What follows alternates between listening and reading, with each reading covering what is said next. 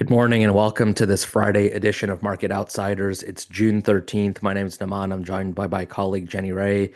Jenny Ray, where does this podcast find you this morning? Oh my goodness, Naman. I am in one of the happiest places on earth, Orange County, California. I love it here. My kids and I just landed and I took a picture of them. They're about a foot taller than they were last year. But we're going to be locationed here for a lot of the summer. Ironically, because we're a traveling family, we don't travel a lot in the summer. One of the things I discovered a few summers ago is that my kids love to travel, but then you lose all of your structure in the summer. And so our goal has been to create a travel structure in the summer where we like go somewhere outside of our home environment, we plant, and then we have a new structure for the summer. So yesterday was the first day that they were in the swim team pool. That's about a 3 hour experience for us every day. And then the rest of the days are filled with beach and sailing and bike riding. And it's really it's a struggle. I know. I hope that you guys can bear with me over the summer. The smile is from ear to ear on my face. How I about love it. you? Are you I are love you it. at home? I'm at home today. I'm at home this weekend. It's a rarity for us to have a normal weekend right now where there's no one coming over, there's no one staying over, there's no travel. So we are thoroughly looking forward to a weekend at home that's kind of quiet. I love it. I love it. Yeah. Love it. Well, Well, there's a lot what going do you want to on. get into today? Yeah, Yeah. let's. There's a No lot going shortage of on stuff to in the talk about. news. We're going to keep it focused on markets, business, and the economy. I did just want to say one quick thing. We ended Wednesday's episode talking about oil prices, and I mentioned that oil prices were going to be one of the indicators I'd be looking at over the next few months, just to get a sense of is inflation going to tick up higher or not, and what's the outlook on the US economy? A lot of it's predicated on oil and energy prices. And with the news coming out of the Middle East last night, oil prices are back top of mind for a lot of people. And so, the price of a barrel of oil was up over 10% just last night. So I'm going to be watching it even more closely now because, as we've mentioned before, oil and energy are an input cost for almost every industry, almost every good on the planet. And so this might affect the way that the Fed thinks about potential interest rate cuts. We'll see if it affects the way that Republicans on the Hill negotiate this one big beautiful bill that they're talking about, right? It's a wrinkle that affects a lot of policy planning, both on the fiscal and the monetary side, and it has the potential to contribute to a little bit higher inflation than we were expecting just 2 days ago. So no one has the answers right now, but the fact that we've seen this little 10% jolt in just 12 hours, it's just something to pay attention to. If you're just focused on geopolitics and missing kind of the economic implications of the news, then it's worth paying attention to the economic implications as well, because even though this is happening thousands of miles away from where you and I are, it's going to affect us as well, in a different kind of way. Absolutely. And we know that we have listeners from outside of the US as well. Obviously, we focus on US markets and economy because that's where a lot of the public news comes from. That's where the publicly traded market cap comes from. That's where investor dollars flow. But this is really interesting to me, Naman, because I think a lot of people we've talked about over focusing on certain things. That the news is not designed to inform you. The news is designed to get clicks and to get eyeballs. And so for almost 3 months, the conversation has been about tariffs. And there's been very little conversation about energy. So this is one of the first times that you see, like, energy was literally a footnote in the inflation report, the CPI report that dropped earlier this week. It's not a footnote right now. And so it's important for you to begin to understand the fact that it's actually been 50% or more of the story behind the market over the past couple of months. And only sometimes will it kind of rear to the surface of the public's eye. So our job is to give you that more balanced opinion about what matters in every season, not just what people aren't paying attention to because of the news. So yeah, it's going to be interesting. It'll be interesting because energy, like tariffs and like supply chain, is not something that you can just flip on overnight. It's not like somebody can say, "Hey, like we reduced energy output from over here."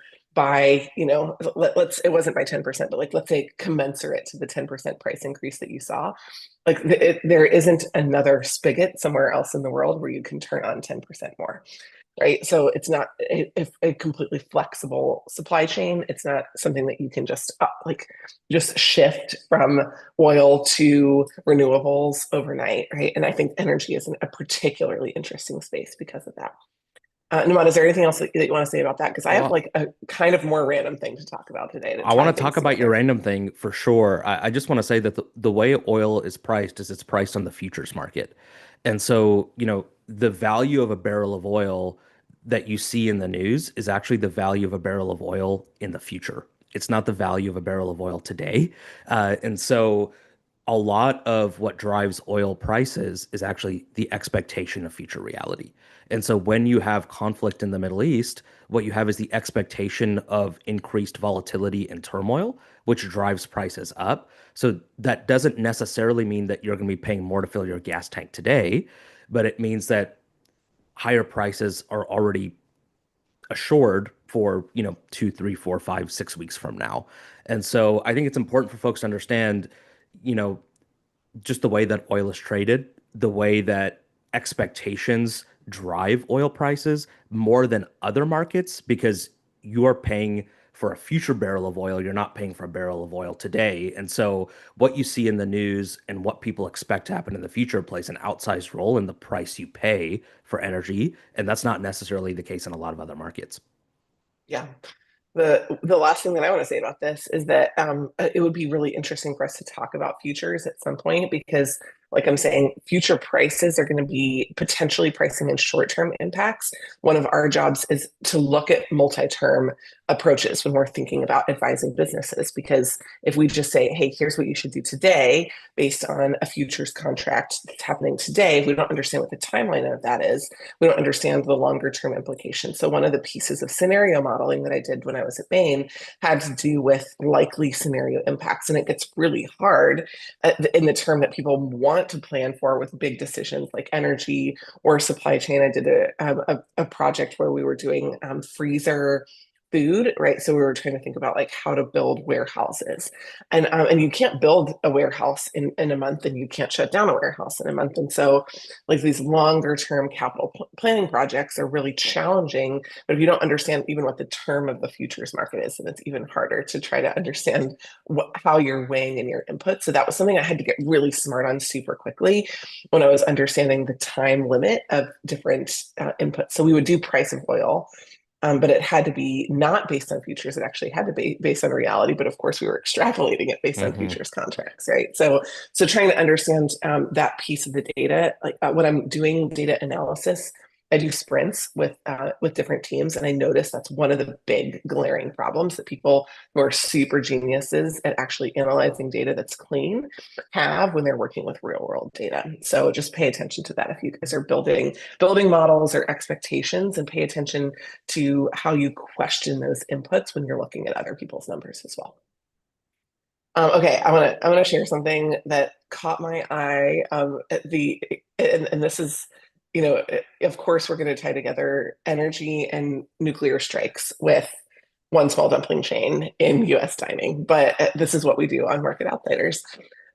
Din Tai Fung. This caught my attention because I was on a plane on my way to Orange County, and Din Tai Fung is my now 12-year-old's favorite birthday spot. So when he turned 10, what he got a jar of things that he could pick. He could pick 10 items out of it that he could do during the week that he was at 10. And one of the things that he picked was going to Din Tai Fung. And it's like the equivalent of our family of going to Disney because of what it costs to go there on a daily basis and how long the lines are. It's like the Disney for us of food dining.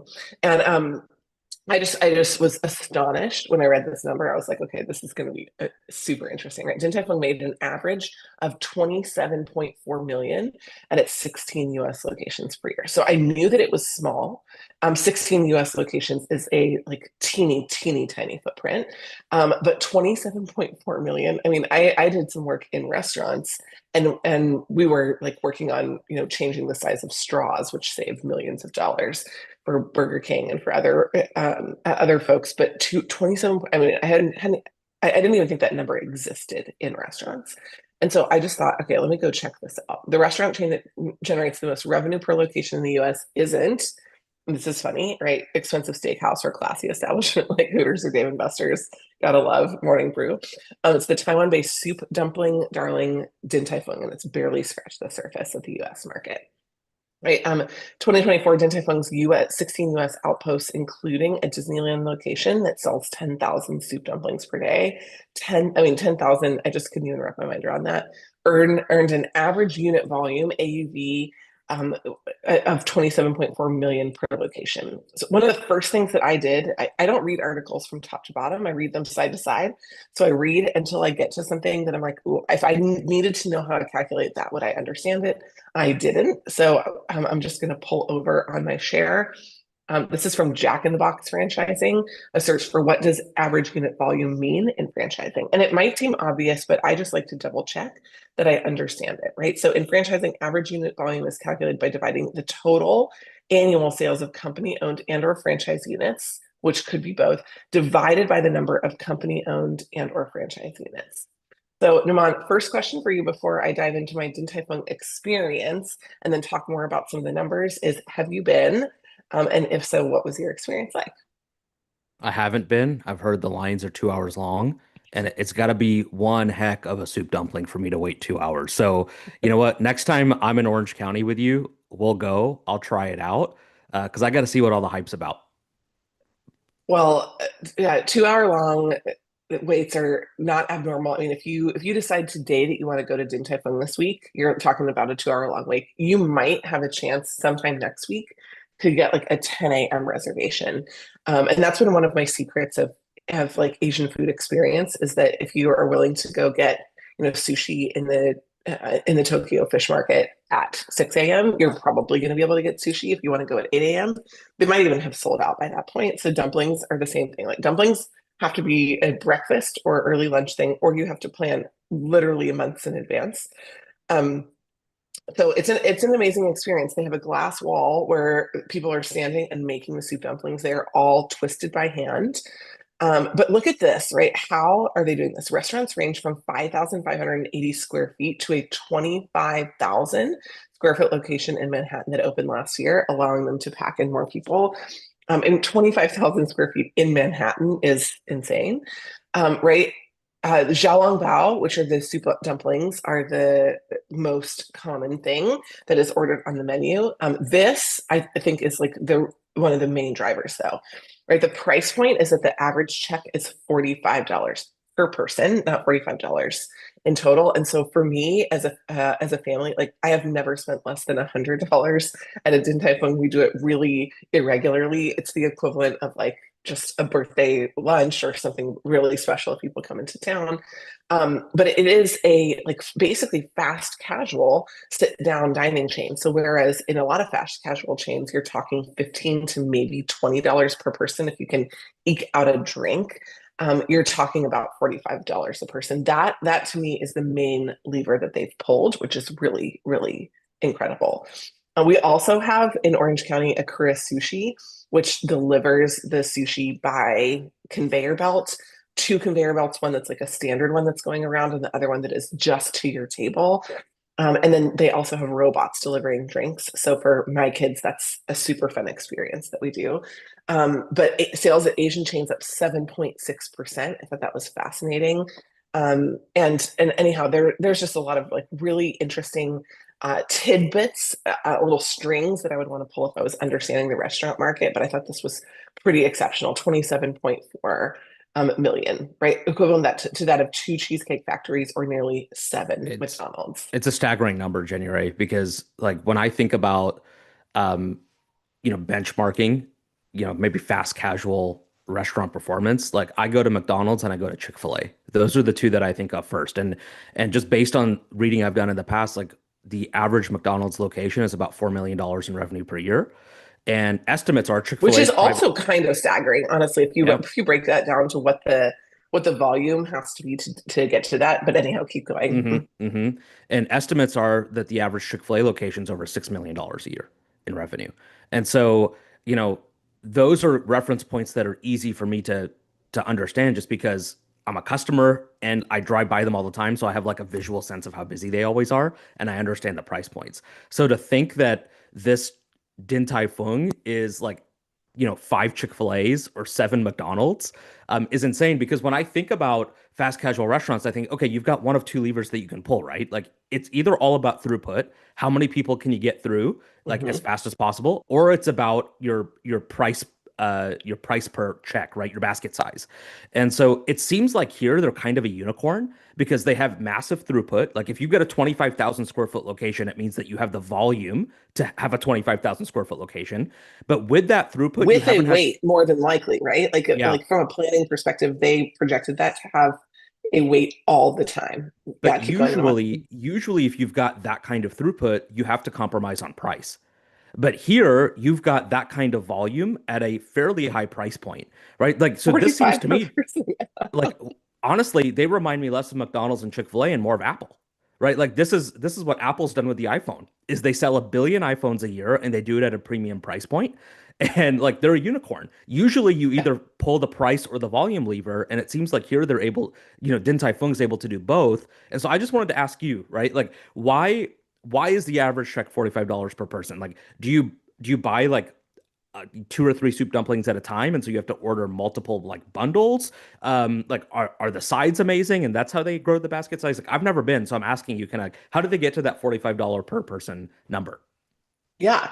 Look, I think like the there is no it's all family style in general, Okay. right? So very few people are getting their own thing. And I think so there's something about the family style model that leads to higher ticket prices because then if we bring a family of four or five, we kind of end up ordering at least one item per person, then often two, because then you need like two xiaolongbao because everybody wants that one. And then like, and each of them is like 16 to $19. And so even the sides are over $10 per person. So you'll get like a garlic broccoli, or you'll get like and then if you add shellfish into the mix, or if you add proteins or noodles, like you just end up thinking you're sitting there thinking like this is going to be fine as leftovers, let's just get more than we need. Besides, you just waited. Sometimes if you, especially if you're walking in, you have a 2 hour wait. And so I think there's something about the weight that actually drives up the check size per person because you're like, I'm going to hold on to this table for an extra 15 minutes and I'm going to make it worth my time. And so you Yeah. order more because you're hungrier when you're going there. You're not trying to rush the experience.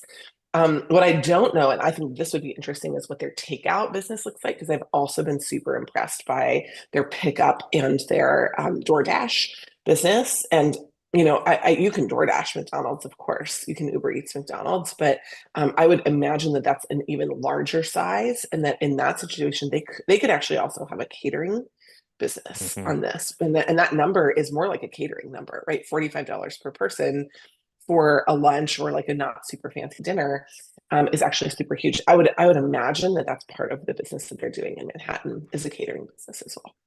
Now, I don't know, so I'm asking you, like, how Yeah, long does it take to make soup dumplings? Because I'm assuming you have to steam these, right? And yeah, yeah, so yeah. is it I like mean, we should obviously get a video and share it on the pod. That's like that's mission accepted. Um, So here's the kind of standard, right? So every piece of soup dumpling is starts with a circular wrap, and then you put inside of it a small piece of the filling, which in most cases in like bao is usually like a pork mixture or a chicken mixture. There are shellfish mixtures too. And then inside there, you basically like start with a circular, and then they pinch at the top, and then at Bao, I think it's 17. There's like a very famous number that they use, but it's like exactly 17 folds. And so a human is actually specifically twisting the dumpling 17 times, and then they're placing it in a basket. And so I've never timed how long it takes to make an order of Bao, but like there's usually maybe 10 or 10 to 12 inside a single steam basket. And so it probably takes a minute or a little bit more to make an entire like early production. And then some other piece of the production is happening at the same time where it moves into. So from cradle to grave, it's like 2 minutes. So it's not, they don't have the lines because of the amount of time that it takes. You Yeah. could get to It's just the dumplings a lot demand. faster. It's Yeah. just the demand. Yeah, absolutely. And I'm sure it's a little bit higher than something that could have been mass produced, or like a Panda Express that will create, 8 servings in one. It is faster. I mean, it is slower than that for sure, but at a very different price point also. I So mean, yeah, let's go. it sounds like they're checking all three of the boxes. They've streamlined operations in the back end. They they've figured out how to drive demand, and they've been able to keep that demand at a premium price point. What a great business. So the first Din Tai Fung I ever went to was in Taiwan. And so the fact that it's there, they also have Din Tai Fungs, like one or two internationally, in a few different Asian countries. They have intentionally kept their footprint super small. When I hear that, Naman, here's a couple of the next steps that if you wanted to look into Din Tai Fung more, you might want to do after today. Number one, I would want to understand if the stores are company owned. I would suspect that Hmm. they are when With they such when a you only small have footprint. 16 US Yeah. outputs outposts with that kind of demand happening through them, you could go to hundreds of stores if you were either franchising or private equity owned. But I'm imagining that this is privately and company funded. So it would be interesting to verify that. But when you're listening to things like that, that's what I would tie that together with. The second one is that they don't focus on their staffing costs. So this is obviously revenue per location, but Hmm. there are a ton of staff in a Din Tai Fung. Like, I don't know if they're actually more profitable per dollar. I know that per location they probably are, but on a per dollar invested basis, I don't know that. So I'd be really interested in understanding what the actual profitability would be as well. And then, like, if I were thinking about growing Din Tai Fungs, they are almost always in like very large metro areas, which leads to some of these numbers. I don't know how much saturation space they have left. I would imagine that there's still a pretty significant amount. But like in my small city in Redding, California, we're not going to have a Din Tai Fung with 2 hour waits. And in Austin, though, if there is one, you should look it up, right? Like, 'cause in Austin, I can imagine that there could be one or maybe two. But in Southern California, I think there are three. I think it's Disneyland, one in Orange County, and one in LA. And so for a population of like 25 million people, there's only three of them. There's expansion space in that kind of market for sure. So yeah, when we think about growth and when we think about understanding this, I think like really identifying what the levers are that a business could pull, not just to get to where it is today, but more importantly, to go to where it needs to go tomorrow. That's really fun for me. Hmm. Yeah, and it's not just geographical expansion. It's also can we expand this basket size, Correct. right? And can we use Yeah, some of that incremental gain to then fund geographic expansion? If they're family owned or privately held, that might be the way they're thinking about it. exactly, exactly, exactly. So yeah, it's always really exciting to see businesses that you've had an experience with, and then you look under the hood and you're like, whoa, that's why it was like this. So we encourage you to have some fun this weekend, but nerd out a little bit too. If you're going to a baseball game, think about the economics of the stadium. If you're going to dinner, think about the economics of the restaurant or some other input piece like menus or the dishes or the advertising. I think advertising and booking for restaurants is a super interesting business, and there have only been a few players. It's been non-disrupted, even though there have been attempts for disruption. Like there's so many interesting things that you can pull from your everyday life just to gain that like eager curiosity about business that helps you connect the dots too.